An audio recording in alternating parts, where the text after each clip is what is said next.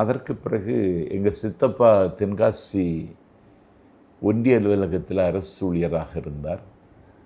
வரலாற்று சிறப்பு மிகுந்த தென்காசி திருவள்ளுவர் கழகத்தின் விழா கோடை காலத்தில் மேயில் கடைசியில் தொடங்கி ஜூனில் முடிப்பாங்க. 10 நாட்கள் நடக்கும்.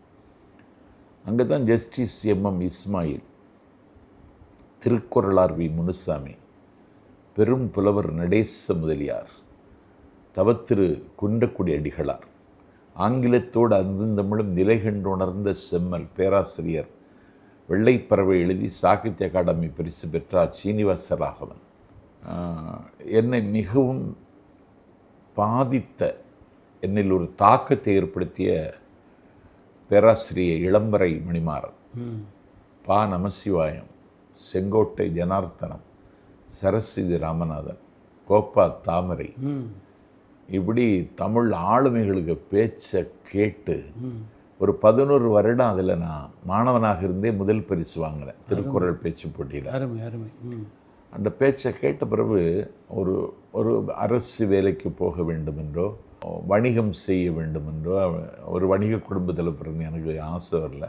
இவர்களை மாதிரி பேசணும், இவர்கள் பக்கத்தில் உட்கார்ந்து இவர்களுக்கு ஈடாக பேசுகிற ஒரு நாள் வருமானு கனவு கண்டேன்.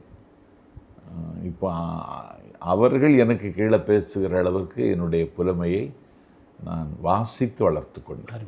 இப்படி ஏற்ற இறக்கத்தோடு பேசுகிறது வந்து எங்கே பயிற்சி பெற்றீங்க, எந்த கட்டத்தில்? அதை நான் யாருடைய பாணியையும் பின்பற்றலை. எனக்கு அரசியலில் என்னை ஆட்கொண்டவர் அண்ணன் வைகோ. கல்லூரியில் மாணவனாக இருந்த பொழுது நேற்று இன்று நாளை என்ற தலைப்பில் வந்து பேசினார்.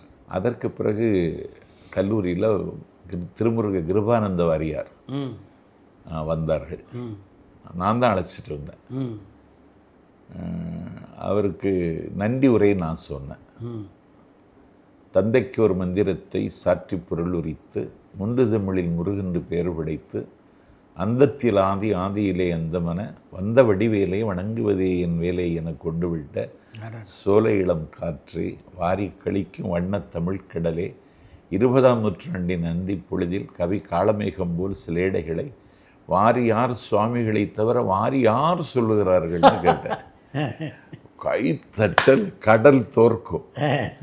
வாரியார் நெற்பயிர் மாதிரி தலை குனிந்து உட்கார்ந்திருந்தார். அவருடைய பாதத்தை தொட்டு வணங்கின, என்னுடைய நெற்றியில் நீர் பூசி இறை தேடுவதோடு இறையும் தேடென்று ஆட்டோகிராஃபரை எழுதி தந்தார்.